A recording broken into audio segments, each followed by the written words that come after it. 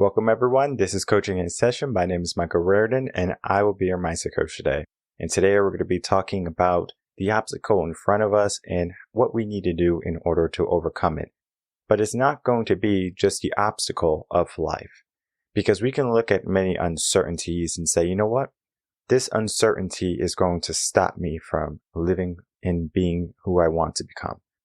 But there's something else that we have to look at. And it's the nuances of life, schooling, education, right? The aspect of medical, dietary, nutrition, things along those lines. We have to ask ourselves a critical thinking question. Why don't we know the things we need to know? Why are we not learning the things we need to learn? We will easily watch something on TV again and again and again, but we won't do the work for the things that will make us better, whether it be mindset, whether it be being in better shape. We just kind of fall into our life. We find ourselves at a point where we look in the mirror and we don't recognize ourselves anymore, whether it be because of physical or mental attributes.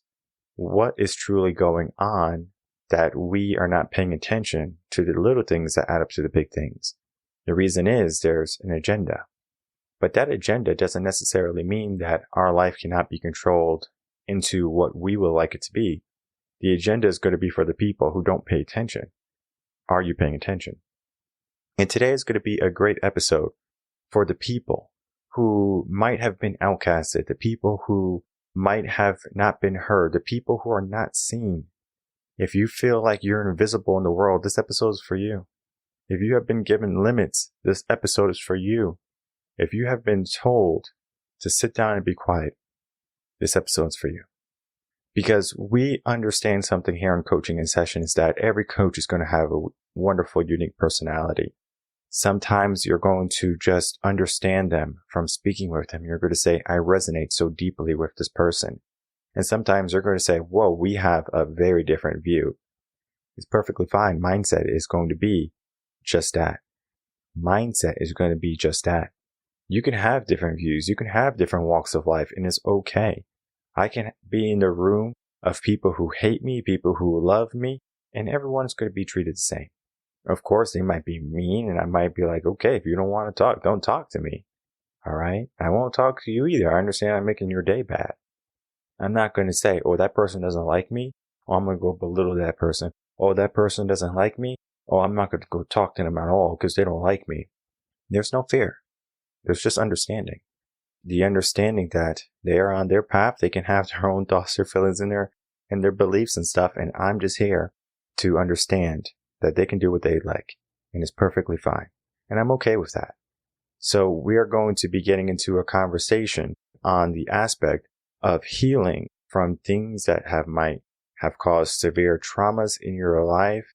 If you are a person who's suffering from some type of medical prognosis or ailment, this can also be of a benefit to you because my guest is going to be a physician and a consultant, Elliott.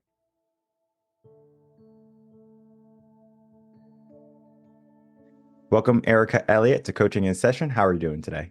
I'm good. Thank you. I'm happy to be here. Glad to have you on today. We're going to be talking about your work as a physician and a consultant. And the way you do it is going to be unique. It's going to be in a way of old school rather than the modern way of living. And I just love that because I like to think I'm traditional and I do like old school music and things along those lines. If I look back at what we had, I'm not saying that it was better, but it was different. In your own words, can you tell the world who you are, what you do, and how you help? I'm Elliott, and I've done a lot of different things with my life.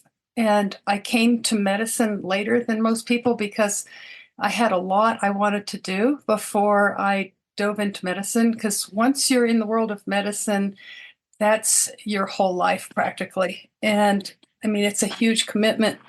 When I chose medicine, it was the purpose in my life. It took me 10 years of searching to find what my purpose in life was. And I finally realized it was medicine. And it's funny, it took me 10 years because it was my destiny to be a doctor because I come from a whole lineage of doctors on the Swiss side of the family. But I didn't want to just do whatever my ancestors did. And my grandfather and my uncle, I wanted to find my own way, but it did lead me in the end, after all these wonderful, exciting adventures, which I write about in this book, from mountains to medicine, scaling the heights in search of my calling.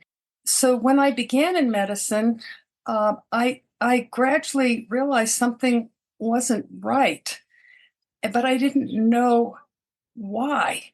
I felt I was learning, some of the things I was learning weren't true. But why would they teach us something that wasn't true? The professors obviously believed in what they were teaching, but where did the professors get their knowledge? Like, for example, saying that this was back in 1979 and 80. I think things have changed since then, but telling us that lifestyle didn't matter, I knew that was a crock. And what you ate didn't matter. And even if you were a slug and didn't do any exercise at all, it didn't matter. Didn't matter if you didn't get any sunlight during the day. I mean, I smelled a rat, but I didn't know how to put it together. And then about the cholesterol business and how saturated fats cause heart disease. And I said, something's wrong here, because like when I in my 10-year search, I spent some time as a school teacher on the Navajo reservation, and I learned Navajo, and it opened up a whole world for me. I wrote about it in my first book, and I could take a deep dive into Navajo life because they accepted me. They ate pure saturated stuff. I mean, they cooked with lard. How saturated can you get? And ate their mutton and so forth. Back in those days, before there were junk food on the reservation, people didn't get heart disease and they didn't get diabetes. It was when the junk food companies came to the reservation and they stopped eating their traditional food and they cooked with Crisco and all these awful things. And then they have a really high rate of diabetes and heart disease and hypertension now. And so having that experience, I thought, why are they attacking saturated fats? And it doesn't make sense. And anyway, there's a lot of things that were puzzling. And it was only years later, like decades later, I found out how modern medicine began. It was a merger between with Rockefeller and his oil and the pharmaceutical industry, because he was looking for new ways to use the oil so he could continue making tons of money. And the pharmaceutical industry could make medications out of petroleum-based products. And then they went on to figure out how they could dominate this new medical system. And so they villainized and wiped out much of alternative medicine, like the herbalists and acupuncture and homeopathy and so forth, so they could dominate. And so all our education had an agenda. Anything that would promote more drugs was pushed. And what shocked me is, why didn't the professors, have critical thinking? It was like nobody seemed to have critical thinking when I was there. So the whole time I was wondering, what is going on here? But there are parts of it I adored, where there was no politics, no money involved, like anatomy and physiology. I just adored all that stuff. But as soon as there was some vested interest in us learning wrong information, that was very discouraging. But then I'm a former athlete and climbed lots of big mountains, done first ascents and stuff, which is talked about in this book. And I was competitive. And so I decided I have to shut up and keep my mouth shut, go along with the program, because I wanted to excel. I wanted to be at the top of the class. That's how competitive I was. So in the process, I sort of lost my soul and went along with whatever their program was and spouted it myself and so forth. But I'm going to stop here to see if you have any questions. Well, it's not so much of a of questions because typically in a podcast, it's more about a conversation where we talk about what was happening because what you laid out was foundation. It's the foundation for our conversation now. And it's interesting because you said so many topics that many people might be aware of, but they don't focus on. Think of it as the aspect of critical thinking in schools where critical thinking is gone now, or the aspect of why are we having, fast food on every corner and all of the junk foods in our households, in our schools, etc. Why are big conglomerates like, Rockefellers and things along those lines impeding into our daily lives in order to make a buck? And we can see that even with the medical industry in our recent times with what Pfizer, Moderna, Johnson and Johnson, Bill Gates. I mean, all of these companies have made billions of dollars off the taxpayers. And we have to ask ourselves, what is the bigger picture? We have to ask ourselves, why not good health? Do they want everyone to just live until maybe they're 65 and, that's when they're all checked out because they worked, they did the American dream, they worked 9 to 5 all the way up until 65, and now they're not happy. Where's life? Where does life begin? So the question that I would like to, go down is greed the center of everything? Is it the root of all evil when it comes to taking away our natural medicine, our herbalism, our acupuncture, etc.? Or is it something that we might not be paying attention to, like a bigger picture? Okay, I love what you said because it's so relevant. I think there's three agendas going on. One is eugenics, like Bill Gates, is to decrease the population. One is control, like the FBI, CIA, and so forth, controlling us. And the other that sort of predominates is pure greed. And it's destroying us. And so in the late 70s and early 80s, I was experiencing sort of a prelude to what we're experiencing now, a small version of what's going on now, which is absolutely horrendous. So I just want to tell you what happened to me. It's because I was betraying my soul when I was in my medical training, just going along with it. But a little voice said the whole time, this isn't right. And this is not what you look 10 years for. You're not really helping patients get well. And so, but mainstream medicine had so villainized people who practice out of mainstream and called them quacks and so forth. I thought, well, maybe I'm just stuck doing this. And then I thought, this is so unrewarding. I feel like a prostitute. I feel like I'm on the wrong path. But then it took a disaster to get me on my path. And that's sort of the theme throughout my life. All these terrible things that have happened to me have been an absolute godsend. So this is the terrible thing that happened to me related to medicine. When I had my son, I was a single mother and I had to have a regular schedule. I couldn't be delivering babies all night and stuff. I needed to be there for him and have a predictable schedule and not be on call. And so I sold my soul to the devil and signed up to work in a corporate medical clinic, meaning now most medicine is corporatized, but these were one of the first clinics that were corporate, and all they cared about is making money.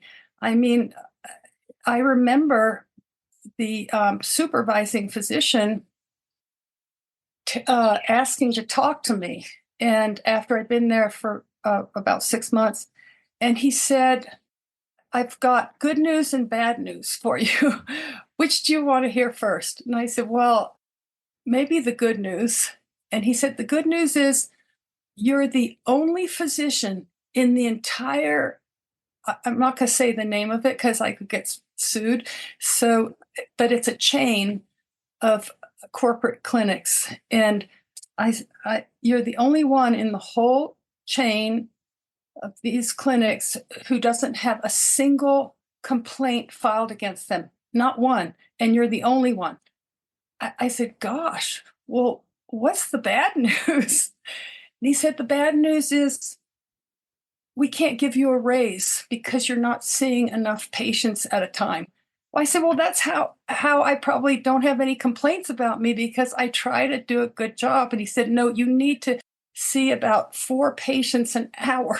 What can you do of any significance except ask a few questions, run a bunch of tests, like lots of tests, and give drugs? You can't do much of anything meaningful. Okay, it was just killing my soul, but I didn't know what to do because I needed the income to live life and so forth. And then disaster struck. Thank God. So it was a very toxic building, and it was a brand new building, all these chemicals outgassing.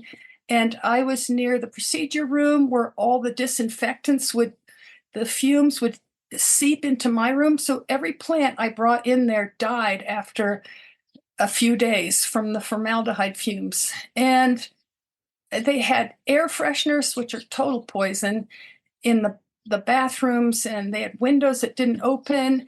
And every month I felt like I had the flu, and I kept a diary because I didn't know what in the world was happening to me. And I mean, everybody else was affected, but I was affected worse because of where I was located in the building. And also genetically, I found out years later when I was trying to get myself well and study environmental medicine. I studied genetically. The genetic test showed that I can't clear petroleum-based products, which are almost every toxin is, and properly. And so that added to my terrible reactions. And so in my diary, once a month, I felt like I had the flu, but no fever. Well, it turns out the janitor sprayed pesticides once a month. And it was a kind of pesticide that's now been banned for indoor use because they had thousands and thousands of complaints, especially parents of children who used it in their home, that the parents, and showing brain damage. That's what was happening to me. I couldn't think properly. I felt like I had dementia. It was terrifying for me. And I was going down the tubes really fast, and I was covered with rashes and stuff, and my eyes were all blurry. And my balance was off. I'd bump into things. I was terrified. I had no way to understand this. My doctor training was useless, totally useless. We never learned anything about what's going on in modern world, like pesticides, other poisons, the diet, all that stuff we never learned the really important stuff. So then a patient that I was seeing in this little cramped room with no windows, he started talking to me, and I realized I couldn't really follow. I couldn't remember from one sentence to the next. And all of a sudden, he stopped what he's saying. He said, Dr. Elliott, are you okay? And then I felt like for the first time I was seen. Somebody saw me, that I was a mess. And so I actually started to cry, and he put his arm around me. And then I told him my symptoms, and he said, Dr. Elliott, you have what's known as sick building syndrome. I didn't know anything about this kind of thing. And he said, you've got to get out of here, because if you stay here, you're going to get to the point where your symptoms won't turn around. I said, how do you know all this? He said, because he had the same problem at a place where he worked, and he'd had a very hard time finding help. And he brought in the next appointment. He made an appointment to follow up just so he could check on me. And so he brought in a book that was written by an environmental physician who knew about all these toxic stuff. And I said, I'm too brain damaged to read it. And he said, just put it by your bed and just know that there are people out there who understand what's wrong with you, but you have to get out of here. And so I quit. And the supervising physician said, why are you quitting? I said, because I feel so terrible. He said, you look great. That's the problem with some of these people. They have rosy cheeks from allergies and stuff, and they look really healthy. he said, well, we could put you in another clinic. I said, no, they're all toxic. I have to quit. I'm sorry. He just said, I think you're making a mistake.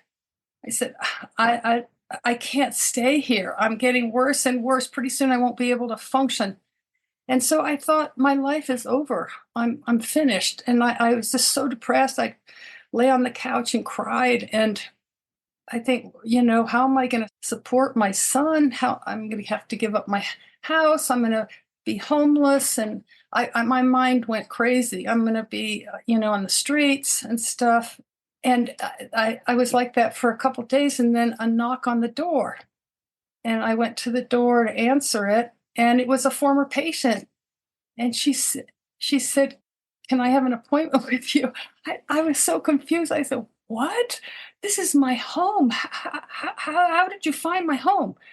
She said, well, I asked a bunch of people and found you. And I said, but you want an appointment with me in my home? She said, yes.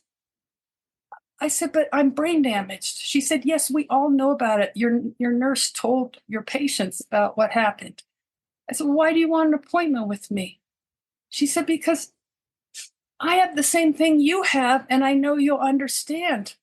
So she came in, and that's how my private practice began, brain damaged. And she was so grateful that she had somebody who understood her, even though, I didn't have any answers. But she was so desperate to have some physician acknowledge what she was going through. And she paid me. I said, you're paying me. I didn't do anything. She said, you don't understand. People like us, they never, they're written off as crazy. And so anyway, to make a long story short, I started getting well, and my house was built in a non-toxic way. And I became co-author of the book of one of the first books that tell you how to build a non-toxic house. And I got well enough to go and study environmental medicine for a few years and get board certified. And pretty soon, my clinic in my home I had so many patients, I couldn't handle it. And I mean, it was just amazing. And then I realized, oh my God, I'm finally on my path in life. This is what I'm meant to be doing. This is what gives me joy. This is what I'm good at. This is so meaningful to me, to help people actually feel good so they're actually not coming back every month for more pills. And I used all the aspects of healing that I had been exposed to, like with the Navajos and all over the world where I'd gone in the Peace Corps in Ecuador. So I used many modalities and hardly any prescriptions. Sometimes you have to. And I was able to keep patients out of the hospital. I can't tell you how much joy it brought me, but it took a disaster, Michael, to get me where I needed to go. And I don't want to retire. Patients say, are you going to retire someday? I said, no, I'm going to do it till I drop dead. Because why would you tell somebody to retire when they love what they do? Very true. It's interesting because our journeys in life, there's a lot of similarities because I used to be a teacher. And one of the epiphanies that I had when I was in my final year as a teacher was this is not it. I'm literally seeing the children on a conveyor belt just being built. And, they're all the same. The imagination is stripped away, the parts that don't need to be there, the mindset that doesn't need to be there. It's all thrown out. But Yeah. yet this makes them who they are. It makes them Yes. unique. It allows them to, finally reach some place in life where they can say, I found my place. But if they go down this path of conformity and following, their peers and associates, Yeah. happiness is not going to be at the end of the road. Yeah. We can hope. We can hope and say, you know what, things will work out. You'll find your way. But I can't tell you how many people, they call me, they email me, they inquire about mindset coaching because they have so many limits within their mind. Oh. It's astounding how many people have become tainted in the way of limits and the idea that that they are capped at a certain level. Like, this Yeah. is who I am. I can't be Yeah. anymore. My Yeah. circumstance has defined me. Yes. But it takes those brave individuals to come out and say, you know what? I'm not going to allow this to hold me down. I know it can be an anchor, but the moment we start to see that we're able to help people, then it's almost like that makes sense now, right? Yeah. Yeah. Wow, that's very moving. Your story is very moving, and you're clearly on your path in life. hmm I And can. I do my best to make it visible for everyone because not every path is going to be the same. Right. Similar to how that person you said, asked you, "Are you okay?" I had I think he was a first grader asked if I was okay, and it was like it was probably on one of the worst days of my life, and he Oh, just looked at me, and his first grader asked me, "Are you okay?" And it's interesting because all the teachers, they see me all day long, right? No one said anything to me. It's just a first grader. And it's astounding how a kid can see what an adult couldn't. And I said, at some point, people stop looking within people and they start looking at people. And at some point, they stop looking within themselves to who they want to be. It's almost like, well, I was told to be a lawyer, I was told to be a doctor, I was told to be happy, but what does that mean? Many people chase this grandiose dream that is not theirs. Why are so many people chasing something that doesn't belong to them?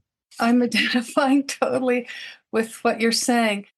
I was raised all over the world because of my father's work, and to survive, I mimicked people. Even in the first grade, when I was in England, the head mistress at the school I went to in the first grade, she told me I needed to drop my Yankee accent. I was 6 years old, and I needed to learn how to speak the Queen's English. Oh my God. So that was the beginning of a whole line of learning how to not be myself to survive. And so I wouldn't be bullied, I wouldn't be ostracized, I would be one of the group. Even though I really wasn't part of their group, at least I had some semblance of being part of something. So I learned how to speak the Queen's English. After I got really good at it, you couldn't tell that I was an American. And then we moved briefly to Texas. And my first day there was awful. It was the school had already begun the school year. So that made it really embarrassing because everybody looks at the new kid and sizes them up. I was 7 years old, and I was in England. I learned how to be very polite. And so I said, hello, everyone. And this boy in the front row got out of his desk and walked up to me and said, "Are you a communist?" And I didn't know what a communist was. That wasn't the shtick in Europe when I Mhm. was there in England. But I knew I had to deny it adamantly. So I'm not a communist. And he said, "Well, you're a foreigner." No, I'm not.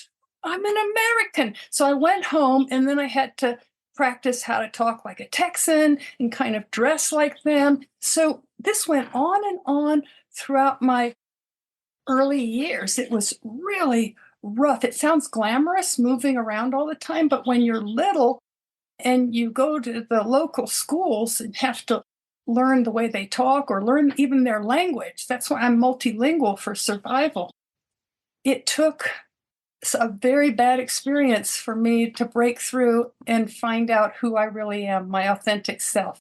It's just like I say, these disasters are so helpful, even though they feel like the end of the world, like it's so terrible. So when I went to college, I was coming from Germany, and it was just when the hippies started happening.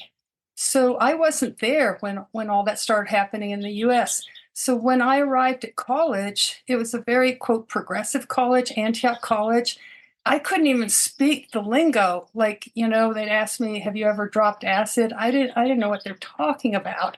Or did I smoke weed? I had no idea. And so I had to try really hard to, you know, I got rid of my mini skirt and my little purse and heels and went to the secondhand store and got a whole hippie outfit. So I looked like them. Then I had to learn the way they talk. And I tried everything there. I was trying to do what I did elsewhere, trying to adapt and mimic and stuff. So I tried junk food because in Europe they didn't have junk food then. And so I gorged on junk food. I smoked pot, which I didn't was horrible experience because I found out later why it was a horrible experience because genetically I don't clear the THC, so it makes me almost psychotic. And I tried LSD and psilocybin, just trying to fit in. And then I was terribly sleep deprived because my roommate had sex every night and I was too afraid to speak up. I thought they'd think I was a prude. I was trying so hard to fit in. Eventually, I became psychotic and had a breakdown. I felt like my life was completely meaningless and I was worthless and so forth. And I made a suicide attempt. I sat in front of an oven, turned on the gas, and nothing happened. And I thought, maybe the pilot light's out. So I lit a match and the whole thing exploded. The house shook, and the guy from upstairs came down and said, he threw me in the shower and said, you're trying to kill yourself, right? And I said, yeah. And he said, I have to report you to the dean. I was forced to see a psychiatrist. It was the college psychiatrist. And I was so mortified and so full of shame. I couldn't even look at him. He was this very handsome Black man. He told me about his life. He was the first Black psychiatrist to graduate from the University of Zurich in Switzerland, where my mother went to school. And he was like no psychiatrist nowadays, no pills, not trying to fix me. He did something that I've never experienced up until then. I'd never experienced in my life. He treated me with total respect. And it was the first time I'd ever felt seen and heard in my life. And so having that container that he held, I was able to solve my own problems and realize that I was not at all who I thought I was. Not at all. I was a completely different person. I ended up really liking who I was. I didn't know who I was until he helped me by just he'd ask me critical questions like he'd say, now why do you think you're stupid? Exactly. And then I give all these reasons and he'd say, well, what about what your professors say? They say you're brilliant. And I said, well, my family says I'm stupid. And he said, anyway, so he would ask these critical questions that made me reevaluate. And anyway, that's when my real life began.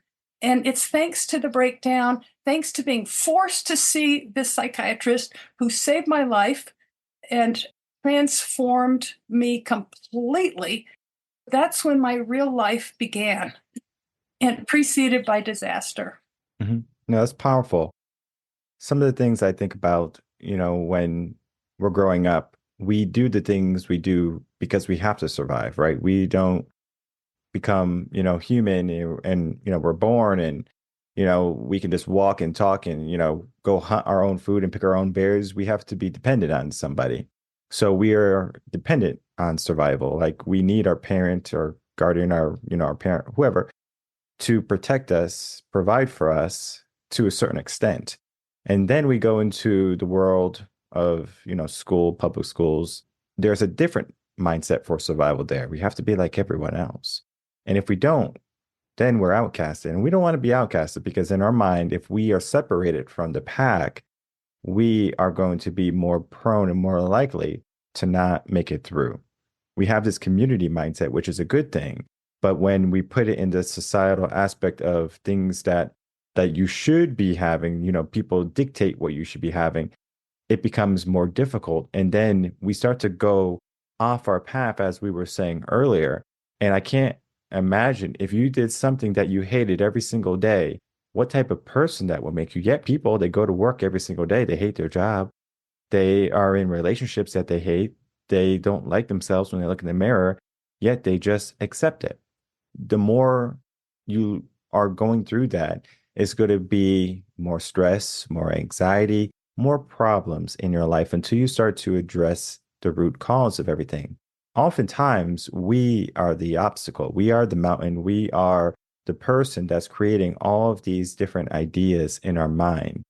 Because we can say, wait, why am I doing what everyone else is doing? I can do whatever I want. Because at the end of the day, you are in charge of your thoughts, your feelings, and your actions. Yet they can be influenced by outside forces. But we have to understand that if we want that to be consistent, we have to give the go. And many people, they give the go ahead. So they fall into this trap of giving away their thoughts to other people, giving away their emotions and their feelings, and doing the things that they're supposed to do, whether it be following the crowd, trying a certain type of substance, wearing certain types of clothes. This is what happens. They follow the trends. This is the mindset that we fall into, but it's not a mindset that we have to stay in. It's a mindset that we can always get out of. So we can have this obstacle, we can see it, but then we can say, you know what? I can overcome this obstacle. We can have a path that goes away from the crowd. Maybe it's going to be a more difficult and lonely road, but more people who do that have a more fulfilled life than the people who just kind of follow everyone and they don't find fulfillment. One of the main issues that people struggle with when they come see me is that they don't know their passions, they don't know their gifts, they don't have any level of fulfillment beyond maybe having a kid. And I mean, that's great and all, but life is more than just having a child or having children. What is going to be the long-term aspect? And one of the things I love to do, with the podcast is have people come on, share their story, and then to have the audience, inquire about their story, because I can't tell you how many unique individuals have very similar mindsets. They go through the same and similar experiences. And sometimes you can feel so alone because you think you're by yourself. You think, the world has called you crazy and they looked at you as, some insane person. Yet there's going to be people who have gone through that, who have navigated and figured out what was true to them. Because I can be, I'm just going to use politics because I think it's the easiest. I could be a Democrat and I could be a Republican, right? It doesn't matter which one I am. The opposite side, I'm going to say, oh, they're bad, they're evil, they're stupid, their opinions don't matter. It's just the clash between the opposites. So you might think you're this person that has been created, but you might be a person that was just manufactured. And I want you to think about that again, manufactured and created. You can create yourself. Manufactured means that you were just put together. If you were that manufactured self, that mindset, of course, you're going to, look at the majority of people and say, well, this is the right thing to do. But when you create yourself, you're going to be separating yourself from the crowd. And there's going to be a lot of anchors in your life. There's going to be a lot of people telling you that you need to stop, that you need to change your accent, that you need to do this instead of that. And those people are going to be those toxic individuals that are going to stop you from your true glory. The conversation that you and I had is overcoming that obstacle to step onto that path of our glorious self. And one of the things I love to do at the end of the podcast is to get some final words from you, a takeaway, if you would call it, that you want the audience to walk away with from this episode. And then I want you to tell the audience where they can find you. Okay. The takeaway words. Well, here's an expression I came up with first to apply to myself. And then now I use it with my patients. And it's never waste a bad experience. And because I look back and all my transformations were preceded by really bad experience. And some people, like you're talking about, can sort of are able to consciously create themselves and not have a disaster. But it seems like my destiny is to learn from disaster, learn from mistakes. And so I attract patients again, who have complex conditions and that nobody knows what to do with them. And some of them come when they're completely stripped. I mean, they have lost their income, they've lost their friends because the friends think they're hypochondriacs. Even the family thinks that they're hypochondriacs, and they have nothing left. And I say, and they know it's not hollow words because they know I'm talking through my own experience. I say, this is your chance. You've been stripped down. You have nobody left in your life. You have a chance to make friends that are really meaningful to you and supportive of you. And you have a chance to create a life that's in alignment with your soul's longing. This is your chance. This is your chance. And then I sometimes say, be sure to take notes because maybe you'll end up being a coach or a writer or something. Take notes on what you're experiencing and never waste this bad experience. So that's one thing I say. Another thing I say all the time is this too shall pass. And it's like a mantra that's very comforting. And another thing I have on my website is a picture of me dancing. Below it says, dancing for joy in spite of it all. And in spite of it all, it's like, I've had other disasters too. That's why my eyes don't work together. I was hit by a snowboarder and had brain damage and had to have brain surgery. And I had to train myself to find joy in spite of it all, even if, the migraines and the impaired vision and so forth.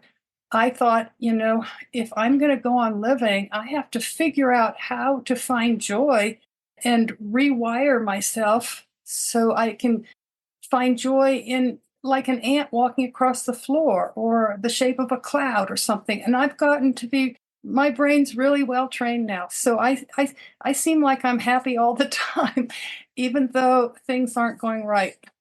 And how can people find you?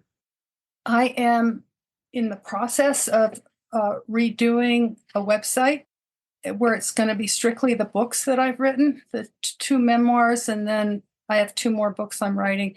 And that's Erica Elliott, MD.com. That's EricaElliott, MD.com. And then I have a blog site that people might really benefit from. It's a mixture of excerpts from the many memoirs, but the most interesting part is the blogs on medicine because they're information that the average person will never find out from their doctors, never. And so I think they'll find that really useful. And it's all about controversial topics like statins and so forth, mammograms, etc. It's Musings, Memoir and Medicine. Musings with an S, Musings, Memoir and Medicine, all one word. .com. And I'm on Facebook and Instagram. So that's where they can find me. Perfect. And I'll make it easy for everyone. All the links are going to be in the description box below so they can easily check you out, learn more about the work that you're doing, reach out to you, inquire about getting your book, get your book, buy your book, learn about your book, and dive into the world that we're not told about. Because it's easy to, follow the path that is given to us, but it takes some work if we want to figure out how we truly want to live. And when you do that task, everything starts to change in your life, and it typically is for the better. So I want to thank you so much, Erica, for coming on, spending some time, and telling us your story and talking about your work.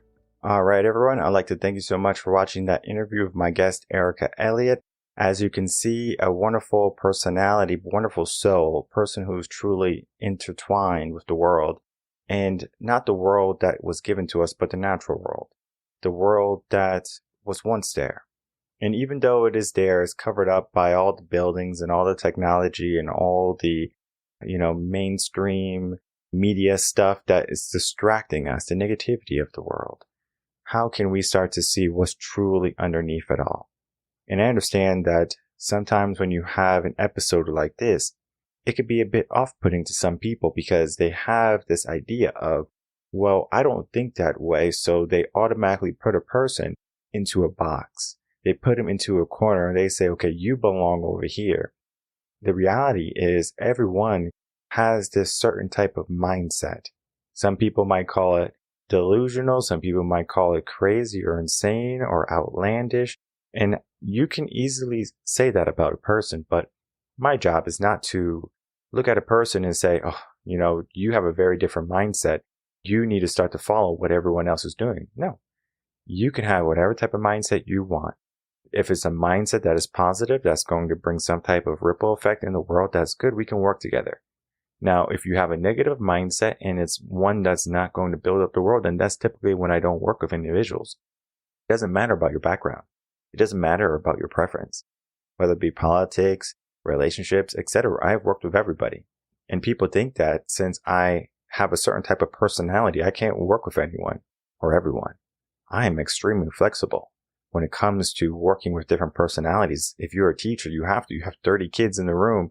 If you have, I did music. I had the whole school, 500 or 1,000 kids. They all have different personalities. Of course, some have similarities, but the aspect is there's going to be many different teaching methods that you have to apply, many different personalities that you have to cater to. And this is how you interact with them so they can get the best benefit from you. You can pull every bit of them that you need out. The potential within them happens so much more readily when you can see who they truly are. The reason why some kids are not able to, do stuff in the classroom is because they feel like they're not seen. They're not heard. But when you look at everyone gets their own unique plan. Everyone gets their own unique personality. And sometimes you can jumble it together for a class and it works. But you have to figure out what needs to be done. And in your life right now, figure out what needs to be done. What obstacles are in your way that you need to break, that you have to overcome? What type of ailments that you have and traumas that you're living with that you need to beat, that you need to adjust to? Whatever it is, make the adjustment today. If you need help, check out the links in the description box below. You're going to find that there's going to be many options for you for a better life. The path might be different, but the end is going to be you being in a better place. My name is Michael Rearden. I'm a mindset coach. If you have any questions, email me coachinginsession@gmail.com, and I'll see everyone on the next episode of Coaching in Session. Until then, everyone take care.